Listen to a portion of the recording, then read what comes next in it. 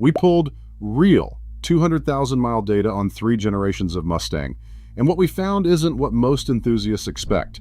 I've been wrenching on these cars for over 15 years, and I've seen S197 Mustangs, S550 Mustangs, and now S650 Mustangs come through my shop at every mileage bracket imaginable. Today we're breaking down how each generation actually holds up once the odometer crosses 200,000 miles, what fails first, what just keeps running, and which generation deserves the reputation it has. One of these cars will surprise you with how little goes wrong. Another has a well-known weak point that shows up right on schedule. And the newest generation isn't old enough to have honest 200,000 mile data yet, so we're going to be straight with you about what that actually means for buyers. Let's get into it. Start with the S197, the 2005 through 2014 Mustang, because this is the generation with the longest track record and honestly the most boring answer, in a good way. These cars were built during Ford's last stretch of relatively simple powertrain engineering, and that simplicity is exactly why they hold up. The base V6 and the 4.6-liter 3-valve V8 in the GT are both engines with a reputation for going well past 200,000 miles with nothing more than oil changes, coolant flushes, and normal wear items. I've had multiple 4.6 GT Mustangs come through with over 200,000 miles on the clock running the original engine internals, no rebuild, no major failure. Police package Crown Victorias used the same basic 4.6 architecture and racked up 300,000 miles in fleet service, which tells you everything about how tough this engine family is when it's maintained. That doesn't mean the S197 is trouble-free at high mileage. The 4.6 3-valve engines are known for camshaft timing component wear, specifically the variable camshaft timing solenoids and the timing chain guides. When these start to go, you'll hear a rattling or ticking noise on cold start that may or may not go away as the engine warms up. It's not usually a car-ending problem, but ignoring it long enough can lead to chain guide failure, and that's a much bigger repair. If you're looking at a high-mileage 4.6 GT, cold start noise is the first thing I check for. The two-piece spark plugs on these 3-valve engines are another known headache. They're notorious for breaking off in the cylinder head during removal, especially once carbon builds up around the plug over 100,000 miles. It's not a reliability failure exactly, but it turns a routine spark plug job into an extraction nightmare if you're not careful, and I've seen shops quote thousands of dollars to fix a botched plug removal. The rear axle pinion seal is the other consistent wear item across the entire S197 lifespan, from the earliest V6 models to the last 2014 GT models. Differential fluid weeps past that seal as it ages, and while the seal itself is cheap, the labor to access and replace it adds up. It's not a deal breaker, it's just something every high-mileage S197 owner eventually deals with. On the transmission side, the manual TR3650 used in earlier GT models is regarded as one of the more bulletproof manual gearboxes Ford has built, and it's common to find these still shifting cleanly well past 150,000 miles.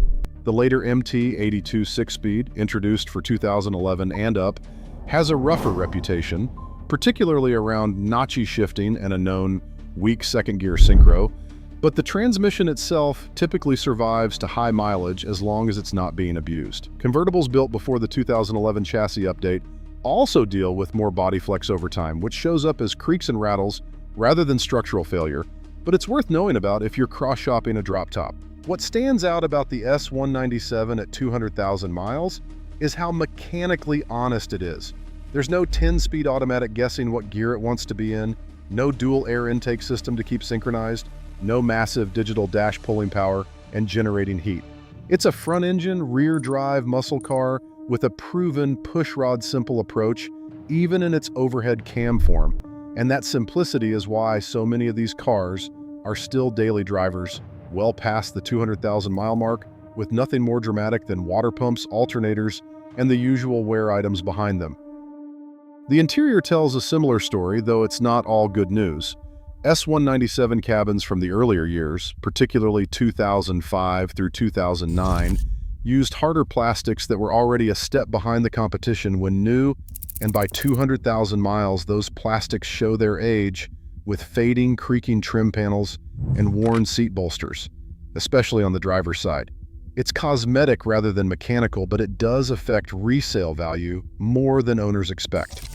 The 2010 refresh brought softer materials and a more modern gauge cluster, and those interiors have generally aged better.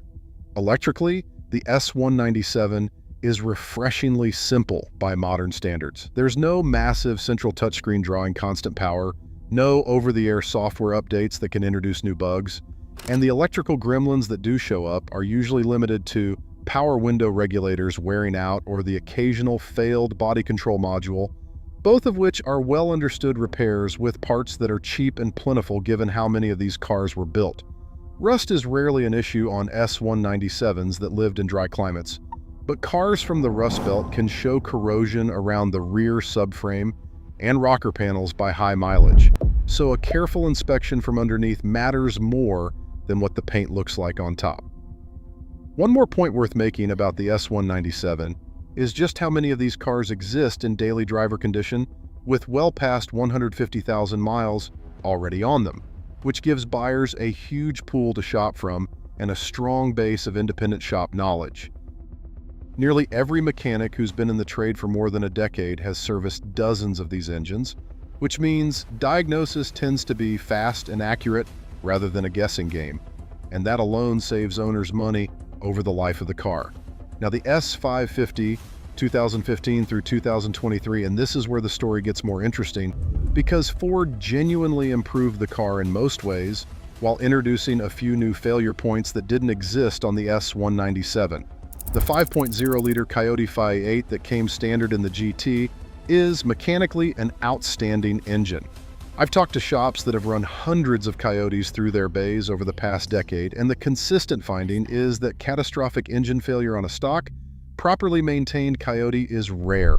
The overwhelming majority of failures they do see trace back to owners skipping oil changes entirely, not a design flaw in the engine itself. Treat this motor right, and it will comfortably see 200,000 miles with normal maintenance, the same story as the old 4.6, just with more power and better breathing. Where the S550 story changes is the transmission, specifically once you get to the 2018 and later cars equipped with the 10R80 10-speed automatic. This is a far more complex unit than anything the S197 ever used, and while most 10R80s run fine, there's a documented pattern of harsh or unpredictable shifting, hanging gears and clunking, especially in stop-and-go traffic. Some of these issues get resolved with a power control module reset at the dealer, and some require a transmission replacement or rebuild. It's not a universal failure by any means. Plenty of 10R80 Mustangs rack up big miles without drama, but if you're buying a high-mileage automatic S550 with the 10-speed, a test drive through varied conditions, including low-speed stop-and-go, is worth the extra time. The earlier 2015 through 2017 cars using the 6R80 6-speed automatic don't share this reputation. That transmission is a known quantity from the truck and SUV lineup, and it's regarded as one of the most dependable automatics Ford has built in the last 15 years. Early S550s, specifically the 2015 through 2017 model years, also picked up a reputation for air conditioning failures, most commonly a leaking air conditioning compressor or evaporator that can require pulling the dashboard to access, which turns what should be a moderate repair into an expensive one. It's worth checking cold air performance carefully on any early S550 you're considering, particularly if the car spent its life in a hot climate where the air conditioning system saw heavy use. On the manual side, the MT82 carried over from the S197 into the S550, and the 2018 and later version of that transmission developed a known issue with the aluminum shift forks braking under hard use, particularly from drivers who like to bang off aggressive shifts at the drag strip. Driven normally, it holds up fine. Driven like a launch control weapon every weekend, the shift forks are the first thing to go. At 200,000 miles, what you're generally looking at with a well-maintained S550 is an engine that's still strong, a 6R80 automatic that's aged gracefully if equipped, a 10R80 that's a coin flip depending on how the individual car was built and driven, and a body and interior that's held up noticeably better than the S197 thanks to improved materials and a stiffer chassis. It's a more refined car than the S197 in almost every respect, But that refinement came with more electronics and more transmission complexity. And complexity is generally where high-mileage reliability problems come from.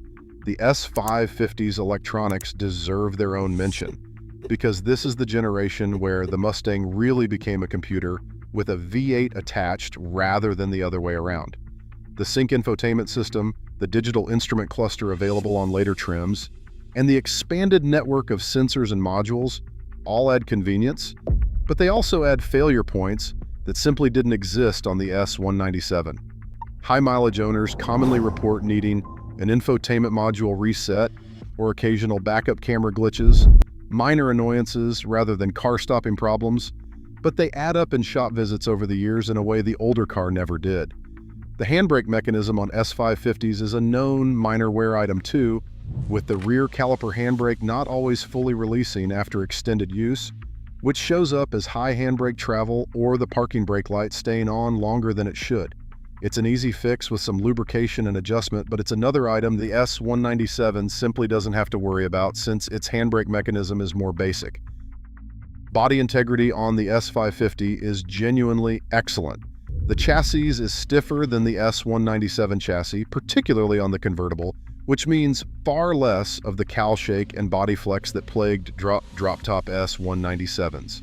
Paint and corrosion resistance also improved, and it's uncommon to see meaningful rust on an S550, even in salt belt states, unless the car was in an accident and poorly repaired. Where owners do run into surprise costs at high mileage is the suspension. The independent rear suspension introduced across the board on the S550, replacing the old solid axle setup, rides and handles dramatically better than the S197, but it has more bushings, links, and wear components than the old live axle design. Front and rear control arm bushings and sway bar end links are common wear items beyond 100,000 miles. And while none of it is expensive individually, it adds up to more suspension maintenance over 200,000 miles than the S197 typically needs. If you've made it this far, go ahead and subscribe now, because we're about to get into the generation most Mustang shoppers are actually asking about, and I want to give you the honest answer instead of the answer that gets clicks. Here's where we have to be straight with you about the S650, the current generation that started production for the 2024 model year. As of right now, these cars are roughly 2 years old at the absolute most. There is no legitimate population of S650 Mustangs with 200,000 miles on them, because that would require driving one of these cars close to 50,000 miles a year since it left the factory floor. Anyone claiming to have tested a 200,000-mile S650 either owns one very unusual fleet vehicle or isn't being straight with you. So instead of pretending we have long-term data that doesn't exist, let's talk about what we actually know and what that tells us about how this generation is likely to age. The good news is that the S650's 5.0-liter Coyote V8 is a further evolution of the same engine family that's already proven itself reliable in the S550, now running dual throttle bodies and a revised intake for better breathing.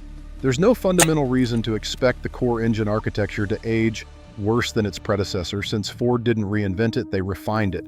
What's different and what genuinely matters for long-term reliability is that the S650 launched with a documented set of early production quality issues. Multiple reports from people involved in the launch at Ford's Flat Rock plant described body panel fitment problems, electrical faults, and valve-related issues with the new V8 that were serious enough to actually slow down production before the car reached dealers, as Ford tried to work through them ahead of launch. Since then, early owners have reported a mix of experiences, some cars with tight panel gaps and zero issues, others dealing with low 12-volt battery charge warnings, infotainment glitches, and various dashboard alerts in the first few thousand miles. This is fairly typical first model year turbulence for any redesigned platform, and it tends to smooth out as Ford issues running production changes and technical service bulletins, but it does mean the S650 doesn't have the track record the S197 and S550 have earned. What this means for you as a buyer is simple. If long-term proven 200,000-mile reliability is what you're after today, the S650 can't answer that question yet, no matter how good the underlying engine is. It may well turn into the most reliable Mustang generation Ford has built, since it inherits the strongest engine of the three, and Ford has had years to work out the kinks other owners already found on the S550. But that's a prediction based on shared architecture and early production data, not a verdict based on the same kind of real-world mileage we have on the other two cars. Anyone telling you otherwise with a straight face right now is guessing. There's also a meaningful shift under the hood of the S650 that's worth understanding for anyone tracking long-term durability. The dual throttle body setup and revised intake on the Coyote were designed to improve airflow and throttle response, and early dyno testing shows a real power gain over the S550's version of the same engine.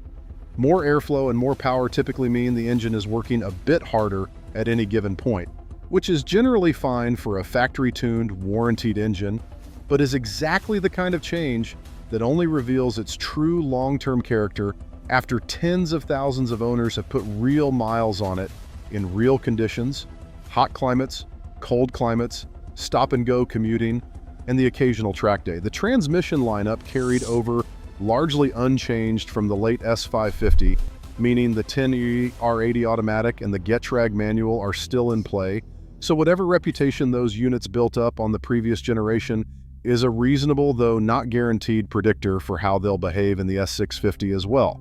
The interior is also a significant step forward, with a much larger dual-screen digital display replacing the older gauge cluster and infotainment setup. And while it looks impressive, it's also new hardware and new software that hasn't had years of over-the-air updates and bug fixes the way a more mature system has. Early owner reports of infotainment freezes and Bluetooth or Android Auto disconnects are consistent with what you'd expect from any brand new tech stack in its first production cycle. Not necessarily a permanent flaw, but not a proven quantity either. So where does that leave the actual comparison? Judged purely on documented, real 200,000-mile outcomes, the S197 comes out as the clear winner for sheer mechanical dependability. It's the simplest platform of the three, the failure points are well known and generally inexpensive, and there's a massive population of these cars, including former police fleet vehicles, that have proven the drivetrain can run 200,000 to 300,000 miles without a major failure as long as basic maintenance gets done. The S550 is a close second and arguably the better overall car to own day to day, with a stronger, more powerful engine and a nicer interior, but the 10R80 transmission on 2018 and later automatics introduces a genuine question mark that the S197 never had to answer. If you're buying a high-mileage S550, stick with the 6R80 equipped 2015 through 2017 cars or a manual if long-term drivetrain simplicity matters most to you. The S650 is the car with the most promise and the least proof. Give it another 5 or 6 years of real ownership data, and this comparison might look completely different. If you're shopping for a high-mileage Mustang today and durability is your top priority over the latest tech, the S197 remains the safest bet with the most miles already proven under it. If you want more power and a more modern platform and you're comfortable doing your homework on the transmission the specific car came with, the S550 is a strong choice too. And if you're eyeing an S650, go in with your eyes open about what we actually know versus what we're still waiting to find out. That's the real story on these three generations at high mileage, not the marketing version, the version we actually see in the shop. If this helped clear things up, subscribe and hit the bell so you don't miss the next one, and drop a comment telling me which generation you're driving or considering, because I read every one of them. We've got another comparison coming up soon that I think you're going to want to see, so stick around for that. Thanks for watching, and I'll see you in the next one.